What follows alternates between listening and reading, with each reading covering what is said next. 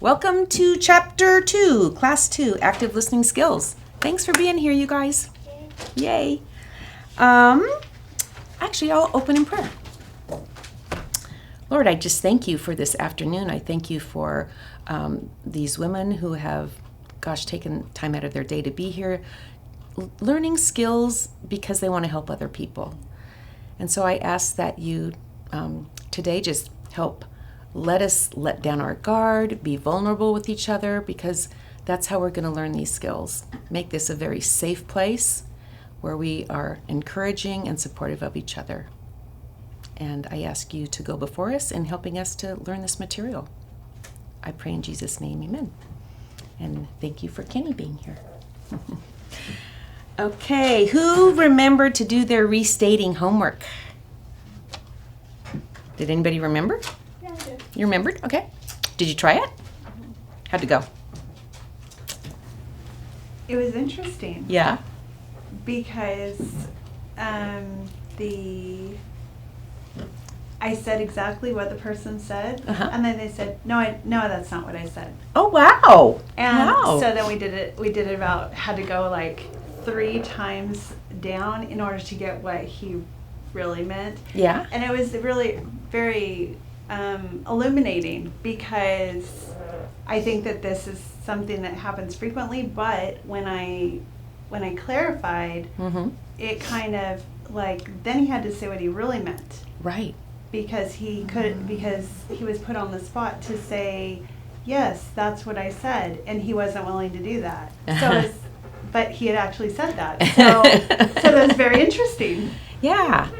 Well, so do you think that he meant what he said the first time, or do you think that wasn't quite it, and as you restated, he kind of corrected?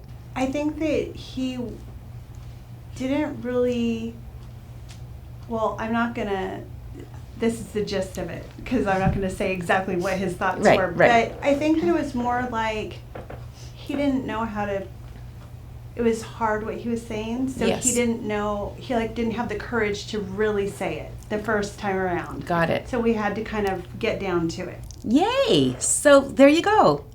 Just even see how that helps people just to get clear and go deeper. And good job. Okay, I'm going to give you your diploma. You're good to go. You're good to go. Good. Okay. Did anybody else give it a shot? Did you try it, Ellie? I did. How was it for you? It was good. Yeah, it was hard, like knowing when to restate certain things and Yeah. But yeah, I tried it throughout the week with different people and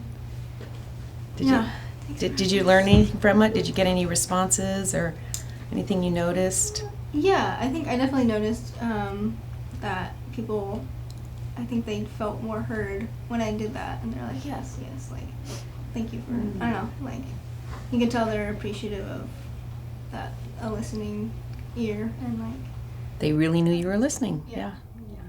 Great. Thanks. Did you give it a go? I did. Yeah? And, you have to practice so you don't just constantly say, what I hear you saying is, to change it up a little. So, I did finally drive my youngest nuts. I know you hear me saying that, so it was good. Yeah. Any insight? Just that it's a part of acting listening that I've never actually just done. So it does take that practice. Right. I'll say that but let's hear from you first. I tried it with my husband. Uh-huh. And we were talking about something not super serious, but we were having a miscommunication. So I'm like, okay, this is a good time to try it. So he's like, I don't think you understand me. And I'm like, okay, but what I hear you saying is, and I repeated it back, and then he's like, well, maybe I don't understand you. It made him realize, no, she's hearing me. Wait, what is she saying? And then he kind of, not on purpose, I didn't tell him what we were doing, but he kind of started, doing it back. And that was actually really cool, because then I'm like, well, now I feel heard. That was pretty cool. That I liked really it. good. He didn't That's know awesome. it, but it was interesting. That's awesome. That's great. Yeah. Well, and I think what you said is true in that oftentimes we don't always know our own emotions Yeah. until you start just Mm-hmm. talking about those different feelings. Mhm. And then when you hear it out loud, you're like, wait, that's not what I meant. Right. Mhm. And I'm finding that I really mean. So that's really good. Yeah. I watch videotapes of Susan Johnson, and she's the founder and developer of EFT, which is the form of therapy that I use. And she's like revered worldwide, literally. And really, when I watch her work, it is so much restating, you know, and she's the master. But she takes time, and she'll restate it several times, and What's her maybe name? Susan Johnson. If you Google Susan Johnson EFT, you will see her. But anyway, yeah, I watch and I go, yeah, Interesting. yeah. So, okay. I'm glad you guys all did that. And you remembered. That's amazing. Okay, so I just left this slide up from last week because I like it.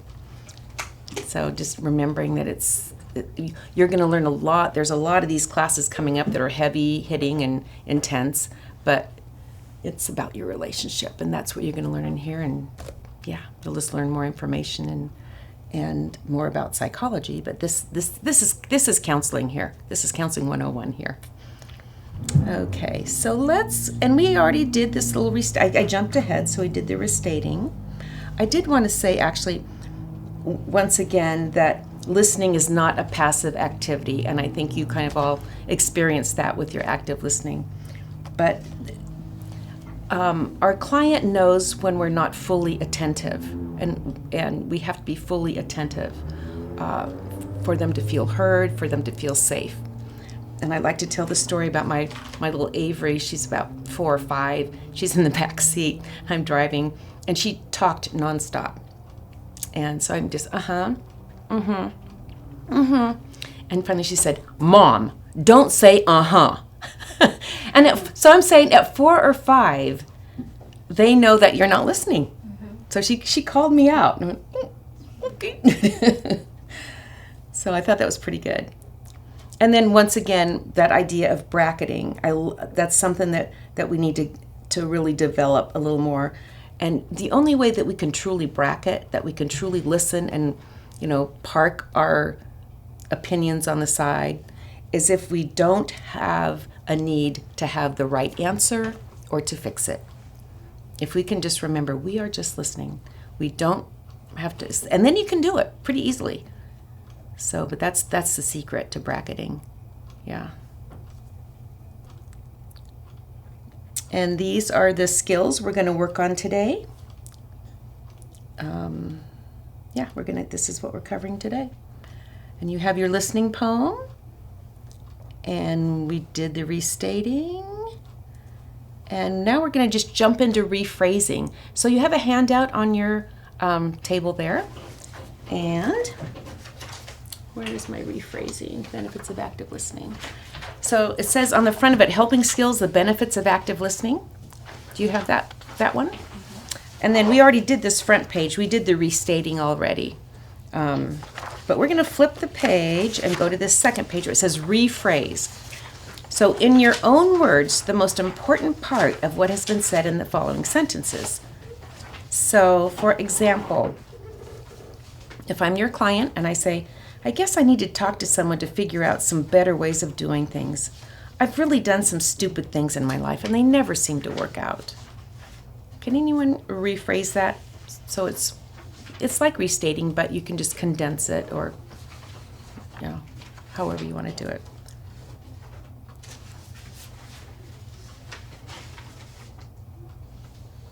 Anyone want to give it a shot?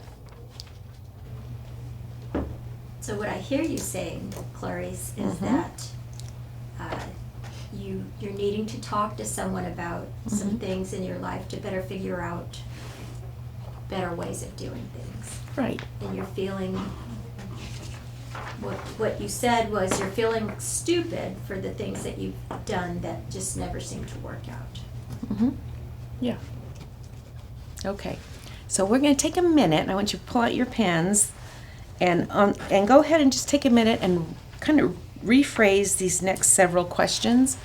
So that'll give you a chance to get your head around it, and then we'll kind of share some of our rephrases. Okay?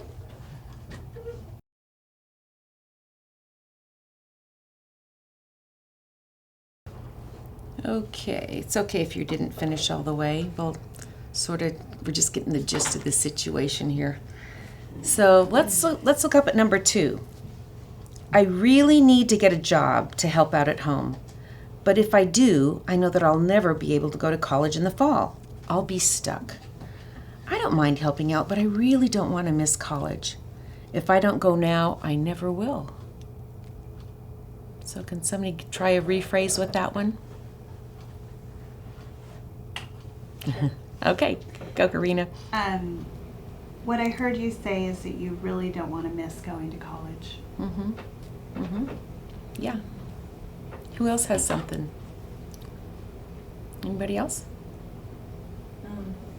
What I'm hearing you say is that you want to help out at home by getting a job, but you are worried that you won't have the time for college. You don't want to be stuck, and you want to help out, but it's important for you to immediately continue your education.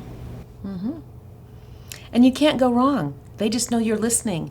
And if it's just even that short little thing, it might be, well, yeah, but also, so really you can't go wrong. People will correct you, as you found out working, with the young man you were talking to. They will correct you. So that was great. Thank you.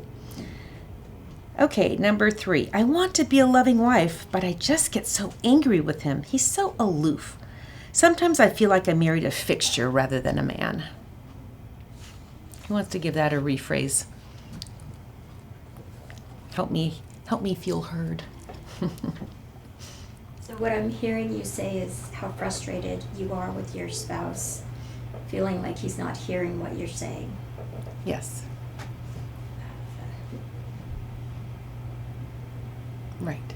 Thank you. He's not sharing as much as you would like him to share with you.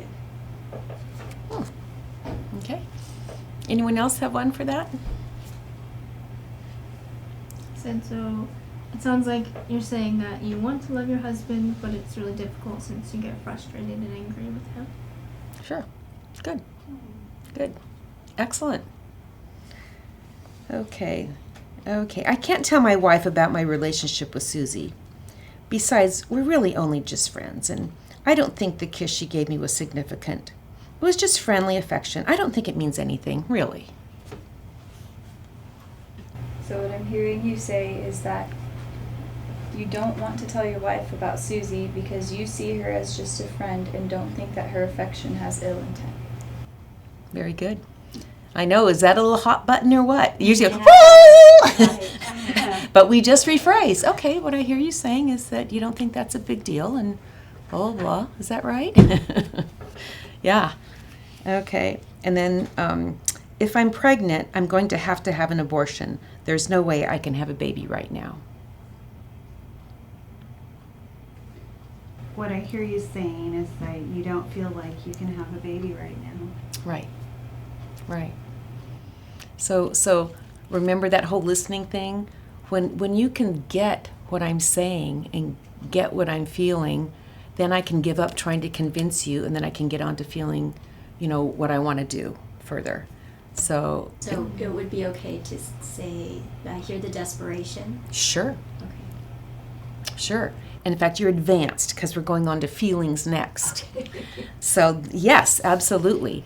But so we were just kind of like here working with content. Now we're going to add that what was I calling it last week? The juicy part, the feelings. So let's see. In listening, just same old stuff. This is same stuff. We don't interrupt, offer advice, or give suggestions. We just listen. And here's a tricky one. We don't bring up similar feelings or problems from our own experience in general. Now, when we're with friends, we do that all the time, right? Oh, my shoulder hurts. I think I need to. Oh, mine too. Oh, my, or whatever. Whatever our issues are, that's how we communicate with friends.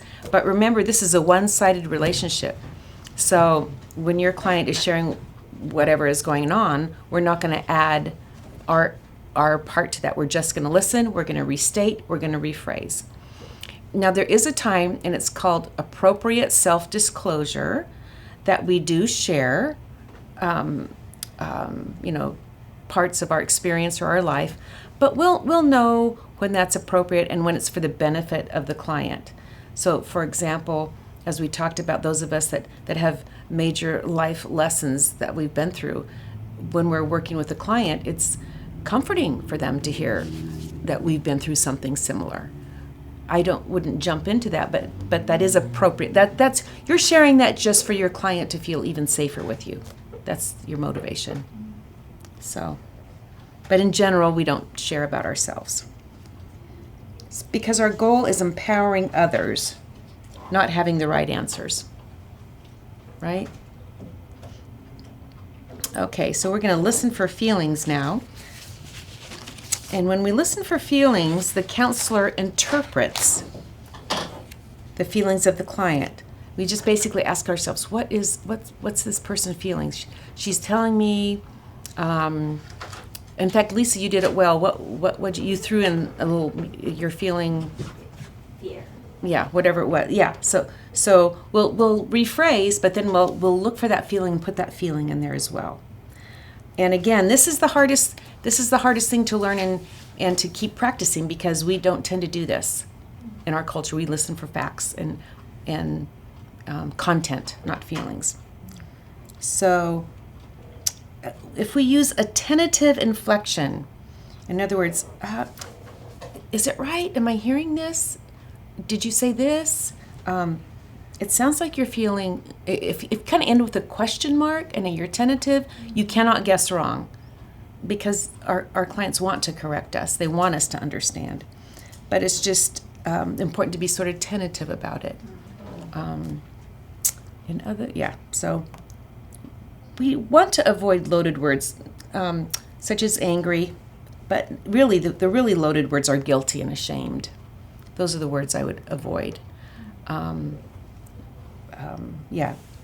Regretful, embarrassed are not so shameful. Those words are shameful. And the last thing we want to do is shame our clients. That is the one thing we can do to damage people, is to shame them. So that is something we ethically never do. And of course, we always accept correction from the client. Yeah, no, it's not quite that. Or even you probably had to, no, I didn't quite say that. Okay, well, help me again. What was that you said? Not, I don't think so. I think you said that. Right? Right? Okay, I'm looking for we're going to do the Listen for Feelings handout.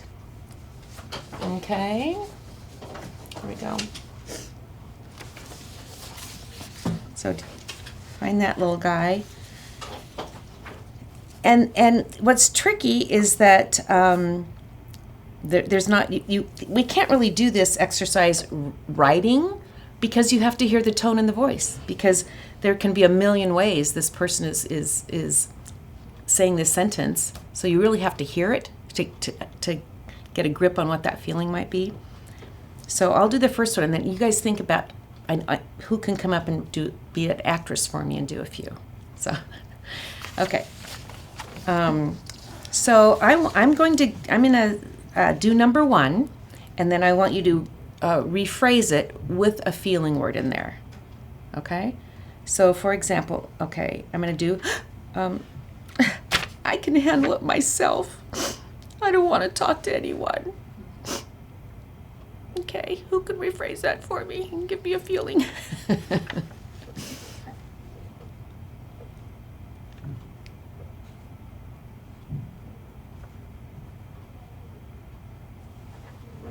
Anybody want to try? So what I'm hearing you say is you don't want to talk to anyone. You're feeling overwhelmed and you would rather handle it yourself. Mm-hmm. Yeah, and that's perfect. If with a little tentative, because you're guessing my feeling, right? Right. So but that was perfect, really. But just let's see. So I'm hearing you say that gosh, you sounded really sad about that, but you're telling me that you don't want to talk to anybody. or whatever, just because we're looking for that feeling we're going to throw in. And like I said, if you just do it with tentatively, or is that right? You can always throw is that right on the end. That's a good one. Okay, here we go. My kids are completely out of control, so why should I bother trying anymore?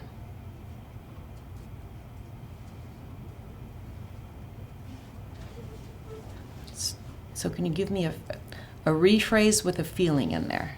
What do you think I'm feeling, first of all? Angry. Yeah. Okay. So maybe it sounds like maybe you're a little angry about your kids. You feel like they're just so out of control. Is that right? I'm not angry. Oh, okay. Okay. If I could do, I got to get my emotion here. Let's see. Okay. If I could do things over again, my life would be very different. I've made some really stupid mistakes. So what I hear you saying is you evaluate your life, you're feeling a lot of regret of maybe some of the things that happened in your life. Mm-hmm. Is that what I'm hearing? You are. Loud and clear. Okay, anybody want to try one? Anybody feeling like being an actress today? It's probably a little intimidating with these little lights and cameras. So I'll just carry on here. Okay. I can't believe there's a God that loves me. Look at all the things that have happened to me.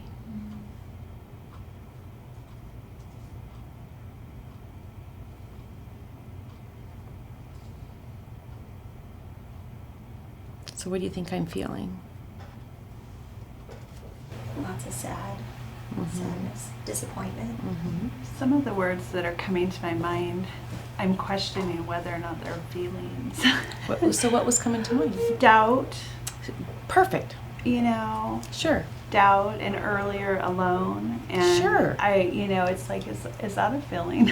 Yes, yeah. Absolutely. Alone, because that's lonely, right? Right. So I think you're right on, Corinne. I think whatever emotion you're getting, you can feed back. And again, just as long as you're digging for something, you'll get them on that feeling track, and your client will correct you. So, yeah. Let's see. What am I going to... I deserved what happened to me. It was all my fault.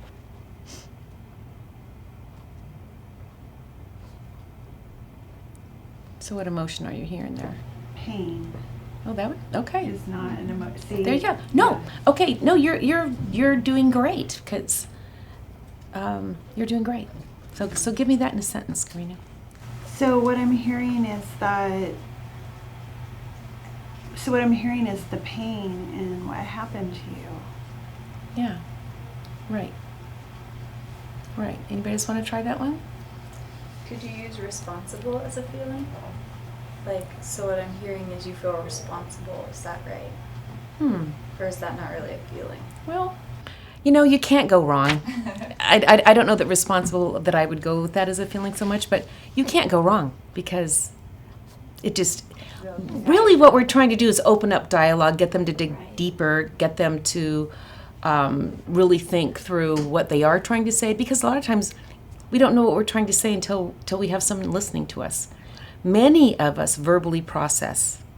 I can't tell you the many times I'm walking with my girlfriend and I go, oh yeah, that is what I'm gonna, as I'm blah, blah, blah, blah, right? So we verbally process. So you can't guess wrong.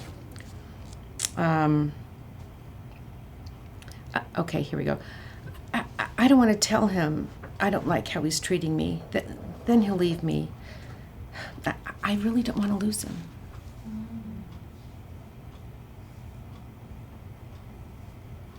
So what I hear you saying is he may not be treating you very nicely in how you're feeling, but you're also feeling some insecurity about losing him. Or fear. Mm-hmm. Yeah. Yeah. I like fear. Yeah. Hurt, fear, sadness. Those are very basic emotions that are underlying a whole lot of anger. Anger is actually usually a secondary emotion. I mean, there is a such thing as primary anger, but that relates to injustice. But most of our anger that we see in ourselves and our clients is secondary anger. And if we have time to talk about it and sift through it, really underneath there is maybe fear, sadness, hurt. So, and we work with anger because people need to be heard. They need to know that you're angry until they can express that. But then we continue to work with them to get underneath that anger. So, okay. Let's see. We have more, but I think so. On the other side, where it says more exercises, where it says write down the prominent feeling, what I want you to do is turn to your partner on your table and take turns reading the sentence. But here's the trick: before the actress reads the word, you have to think about what you're feeling, because you have to give your counselor person a feeling to look for, and then you can rephrase back to your client what you're hearing. Does that make sense? Okay, give it a shot. So you can scoot over in the corner a little more if you feel safer. Scoot back, get comfortable.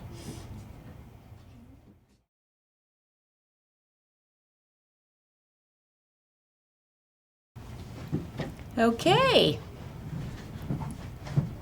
Wheel on in. Your timeout's over.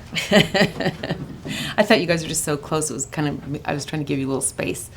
When we do our next exercise, we're actually going to go into some separate counseling rooms so that you can role play a little better and you're not hearing things in the background. And okay, so thank you for doing that. It's hard, isn't it? It's difficult. So what did you learn from that, or how was it as the counselor, and how was it as the client? Depending on what we were talking about, I found it difficult, especially when something so ludicrous was said. I find that I want to be, what do you mean he's hurting you? And Yeah. you're, Right. So that I kind of, it's like, Right. oh, stop. I can't Right. tell them what to do. I Right. just have to hear it. Right. I And- have that. And I get what you're saying, Lisa. It is ludicrous. It only hurt, it didn't hurt that or whatever. Right. But we don't want our clients ever to feel judged. Exactly. So that's the thing. It's like, okay, can you tell me more about that? Yeah. Yeah. So is it okay? Because if I hear something like that, Mhm. I mean, my first gut instinct is to say, wow, that's huge what you're saying to me right now. Yes. Can we talk about Absolutely. it? Okay. Absolutely. Wow, that is Yeah. a really big deal. And it is like, oh my gosh, I'm sorry to hear that. Tell me more about that. But which is different from being shocked. Okay. Because if our client senses that we're shocked, like, oh my goodness, Right. then it doesn't feel safe to continue that conversation for them. Right. I was listening. I was just did a class on suicide, and the teacher was saying, I want you students to be as comfortable with saying, have you considered suicide, as you are as what would you like for dinner? And that is because what you're conveying is, I'm not afraid of the topic. It's safe. If you have so it's kind of like being unshockable and making it safe, but at the same time, oh my gosh, that has to be so hard for you. Absolutely. So, yeah. So who else has some feedback from your exercise? Definitely feels better to be the one expressing the emotion than interpreting. I relate more to being emotional than trying to figure out. Yeah, It's just easier. yeah. To, And it's hard with one sentence and Not a lot of context. right. It's hard. yeah, you're taking a leap of faith just doing the exercise, right? Yeah, but thank you. Yeah. How about you guys? How was that for you? You women. Yeah, I think for a couple of them it was really hard to like pinpoint a Mhm. feeling. Like, sounds like you're feeling. Yeah. I don't know. Right. So Right. some of them were harder than others, but Yes. it was good to like practice thinking about it. Mm-hmm. Can we even say, okay, so I'm hearing what you're saying. Can you attach a feeling to what you're saying? I wouldn't do that. Okay. Because I think that's maybe too hard. Okay. I would go with the guessing game. Okay. Gotcha. Is that right? I think. Yeah. Okay. Yeah. Or actually, I mean, you could say, how did that feel when that happened for you? Okay. I guess that felt a little tricky for me when you said attach a feeling to that. That felt difficult for me. Okay. But yeah, gosh, how were you feeling when that was going on? I don't know. Okay. Yeah. I appreciated that you said that we don't have to be right on Yes. and that we can go back and forth because Right. I wouldn't want to feel like I struggle with feeling like I wouldn't want to put words in their mouth Right. or, project on them something that's Right. not what is going on with them. Right. So that's where my hesitancy is. But since Right. you said that, we should just go for it Yeah. and then they can correct us, that's Yeah. good. And again, in your tone, if you're tentative and careful, and they can kind of hear the question in your voice. So you're not making a statement. Wow, that you've got to be really scared. Wow, you've got to be really worried. Or, you're not making it that much of a statement as, gosh, boy, I'm wondering, does that make you feel worried? How is that for you? So. Again, tentative question, you just can't go wrong. Yeah. Because then you're not labeling them, you're giving a lot of wiggle room, right? Yeah. Okay, anything else on that exercise? Okay.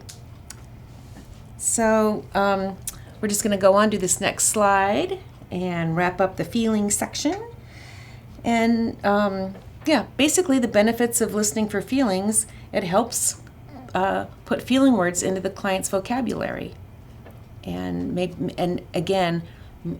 they're not even sure what it is, but as you tentatively reflect, they will correct you and they will find their feeling word. And as clients can identify their feelings, that gives them more insight and perspective into their situation. And there's a phrase that says we name it to tame it. So to put a word around our emotion really gives us a lot of insight and perspective on what's going on with us. And it also gives the counselor a chance to check out, am I right on? Am I following you correctly? Well, no, actually that's not it at all. Okay, well, so it just helps you stay in sync with your client. And the most important thing is it builds trust and rapport, because our client feels listened to, respected, knows that we are really trying to enter their world. So it definitely helps us to build rapport, which is our 80%, what we're going for is that relationship. And it also helps the client to feel safe and the freedom to express their feelings. So we want any feeling to feel safe. We don't want them to feel like they have to, that we can't handle it, So we're creating the safety in the room. We can handle it, right? Okay, so what we're going to do is take a 10-minute break. And as I said at the beginning of class, we're going to do a few things when we come back, but then we'll do some role playing. And I'm going to want you to have some kind of issue that you're dealing with, a number 2 on a 1 to 10 scale. We want it to be minor, because we don't, as I said earlier, we don't want to leave you bleeding, because this exercise isn't really for you as the client. This is all about the therapist. This is all about the counselor. We want the counselor to have the opportunity to, ask good questions and reflect. And so we need some good material from our client. If you prefer, you could just take one of these scenarios from this and be the, the person in domestic violence, or be the whatever. You could pick one of those if you preferred to role play. Just students in the past have said it's easier for them when it's a real thing, because they can, it's just easier than role playing. But you can do whichever you prefer.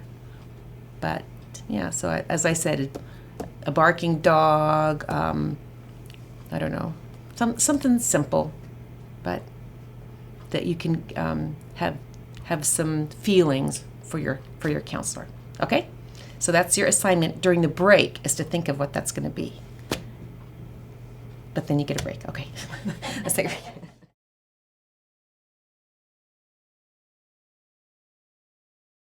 Okay, so good questions are obviously open-ended, and by that you're searching for more information. The answer is not going to be yes or no, right? So yeah, how does that make you feel? Yeah, always a good one. What would that look like? I'm not sure I understand when you say. Could we explore that a little more? And this is my very favorite question. It's golden. Help me understand. I use that a lot when people are talking. Okay, so let's see. So you're thinking you might be leaving, but you're not sure. Can you help me understand more about that? Or can you help me? Because people want us to understand, and they appreciate that we're trying to. So it's a golden question. Don't forget it. Help me understand. And then here's some more questions. Tell me more about. Well, it's not a question, but it's opening up that conversation more. I want to make sure I'm hearing you correctly. So when you say blah blah blah blah, is that accurate? When you say say more about and help me understand. So I'm going to give you. I have some of those questions on our session notes that I'm going to hand out to you in just a minute. I have a little cheat sheet for you. So to have those questions right there at your fingertips.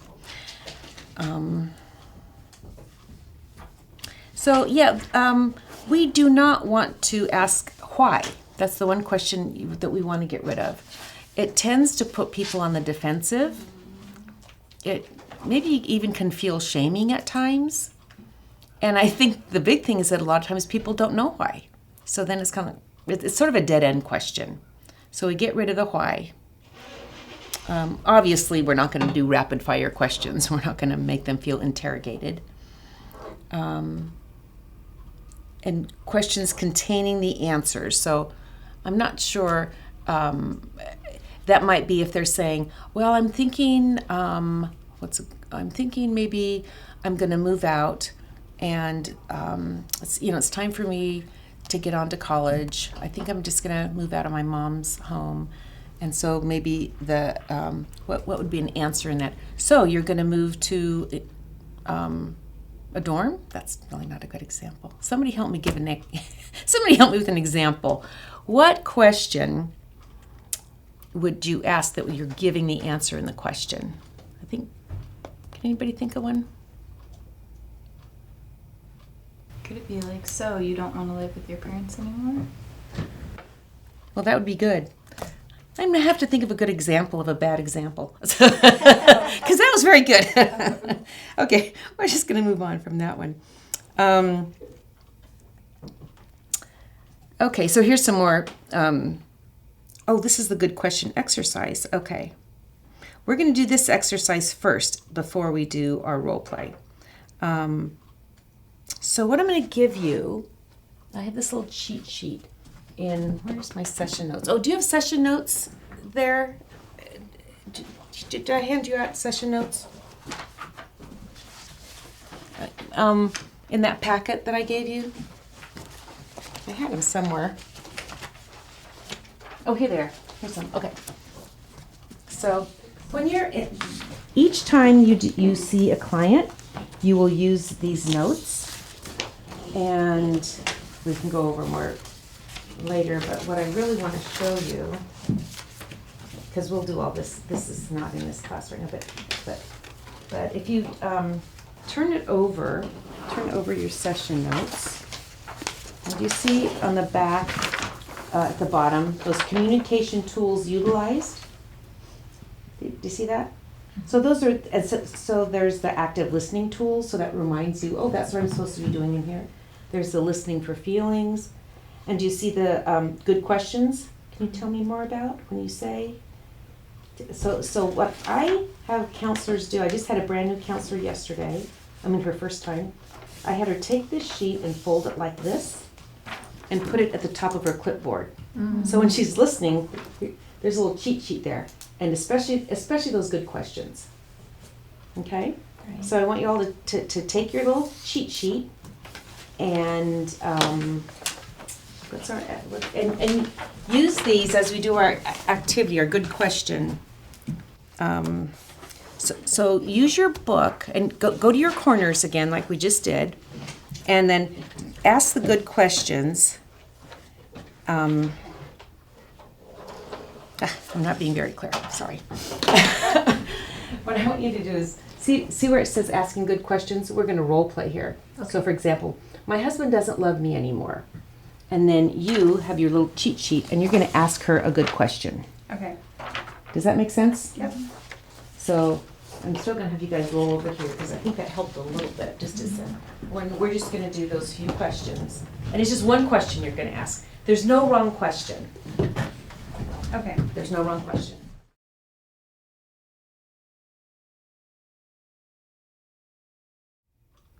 Okay, come on in. I heard that, yeah, and you could go either way with that, Lisa. Tell me more about your dream. Tell me more about your situation. Tell me what you. So there's not there's not a bad way to go. Just maybe I think you do try to go for the most intense or the thing that seems to be coming through the most. But if they're kind of equal like that, you could go either way. Okay. Yeah.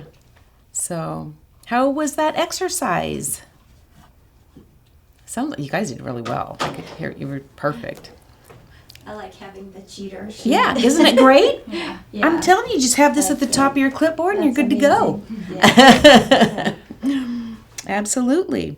The other thing I had her do, my new counselor, because she was nervous, and I had her write low and slow at the top of her clipboard. Remember? You bring your voice down low and you go slower and it calms it down. So because we can get ramped up ourselves, right? So low and slow. Have your little cheat sheet there with the good questions. That's all you need.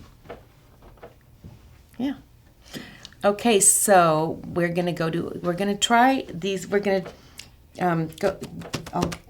get you some clipboards or something so that you can have this, but you can have your little cheat sheet here, and we're gonna have each of you role play a scenario for 5 or 6 minutes, long enough to give the counselor just time to ask you questions to kind of get into a little bit. So the counselor, you're gonna be working on restating, rephrasing, throwing out a feeling there and asking good questions. And you can go slow. Obviously your client knows that that this is a role play, so don't feel pressured. Just take your time and just utilize these new tools that you have, okay? So let's go this way.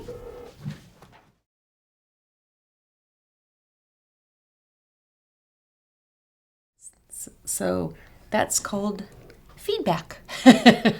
We do get to offer feedback. But if a client tells us something, the first thing we're going to do before we get into helping them with feedback or giving them information is attend to their emotions. Wow, I can see you're really upset about that. That's got to be so hard for you. We want them to know that we hear their emotions. So we're going to attend to their emotional state first. And I put clients should do 2/3 of the talking. Well, at least that. But just basically always remember that this is not ever a half-half conversation in counseling. It's always they speak much more than we do. just something to keep in the back of your mind. So feedback can come in the form of observation of patterns. And obviously that'd be after you've seen a client several times. But if you start seeing something, it's great to, gosh, I'm just noticing that, well, it seems like every time you stop by Shirley's house, you end up drinking too much. Do you notice that? That's kind of what I'm, whatever patterns you're noticing. Offering a fresh perspective, so reframing. I have an example of, I had a woman come in crisis, and she was a Christian, and she was truly just freaking out because I think her 14-year-old daughter said that she was no longer a Christian. And this mom was pretty emotional, and she said, I'm so distressed because my daughter's not going to be in heaven. And she was really, truly in crisis. So at first I just listened to her, how upset she was, and we talked for that a bit. And then I just helped her, after she talked a long time, because she had a lot to say, help her to reframe that and just say, but also it's interesting to remember that it's very normal and common for young teens to be differentiating. They're pulling away. They're figuring out who they are. And often, whatever you are, they are not. So this is probably more of just a life stage. And the more you push, the more they're going to go the other way. So if you can just look at this is just that stage of life where they're differentiating, they're coming into their own, and just continue to pray and let it be. Just step away, and it's a transition. It's a stage, and that helped her. Sharing a parallel story can help. So that's again, appropriate self-disclosure. If I had a woman who was just saying, she was so sad she couldn't get off her couch. She'd lay there all day. I would share, there was a time I felt like that too, and I couldn't get myself up, and I would call a friend and say, can you come over and so we can go for a walk? So that's, appropriate self-disclosure. So there's, offering feedback is good. We have to have seen them a few times and entered their world before we do that. That's not going to be our first thing. And we do get to problem solve. There are people that come in and do want to do some problem solving. And so here's some good questions that we can use with that problem. What kind of outcome would you like? I have this kid living here and this kid living there, and they want to move home. I'm not sure what I'm going to do. First of all, what would you like? What have you tried so far? If they're in the midst of some, drama at home, what have you tried so far? What else could you do that you haven't tried? What would it feel like to do something different? And as always, we're not going to fix or problem solve for them, but if they're trying to solve a problem, we're just going to ask good questions. Asking good questions. And then confrontation is a pretty strong word. I'm not a fan of it, but I like, the better phrase for me is speaking the truth in love. Because if we're coming from a place of love, but maybe we're speaking a truth into this client's life that we've been seeing for quite a while. And in the counseling world, that's called confrontation. But always, always, always, the motive must be love. And I will tell you, honestly, that as you get to know your client, we all fall in love with our clients in a healthy way. And we love our clients because there's something about when someone really gets vulnerable and they feel safe with us, and it takes our relationship to another level. And we all really do, it just happens. We care deeply about our clients. And so if you're coming from a place of love, then that could be a good time to confront or speak the truth, right? Obviously, your counseling relationship has to be strong before you even think about that.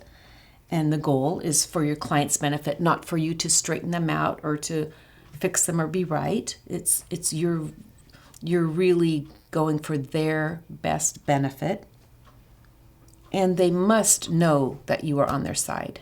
They must know that you care before they can hear any kind of speaking the truth in love.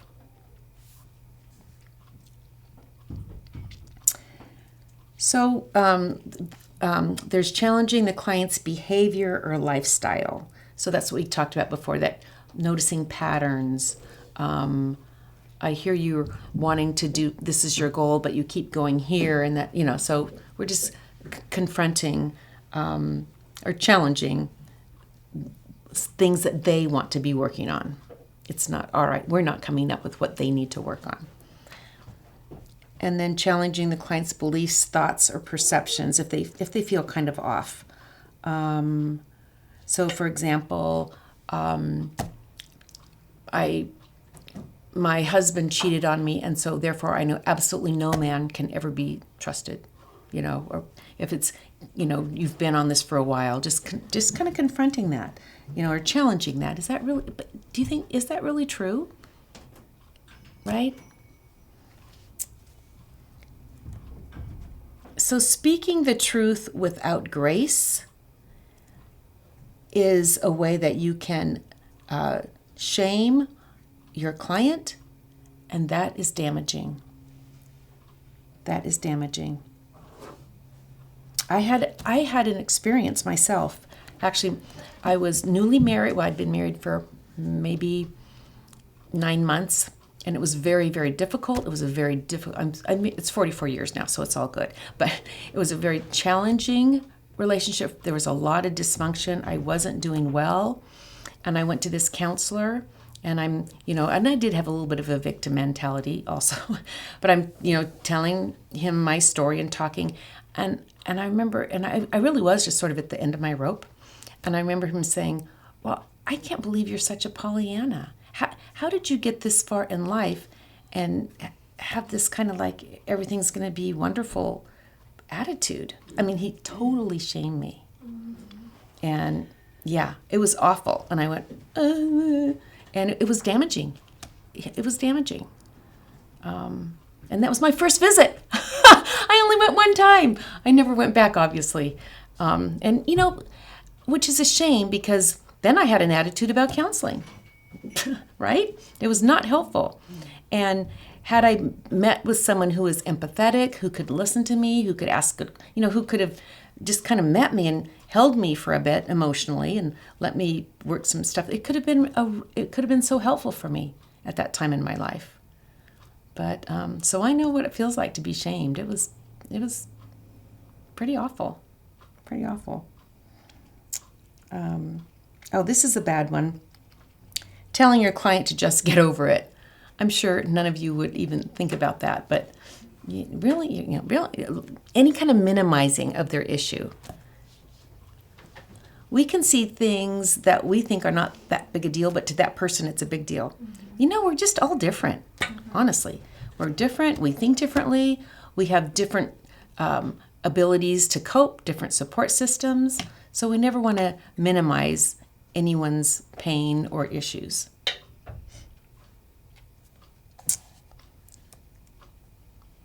Okay, so this is the bottom line. This is what we do. We our main goal in counseling is to make contact, establish rapport, create that relationship, let them know we are there. We use our active listening skills that we worked on today, and remember that when you listen for feelings and respond, rephrase with that feeling, that actually helps lower anxiety.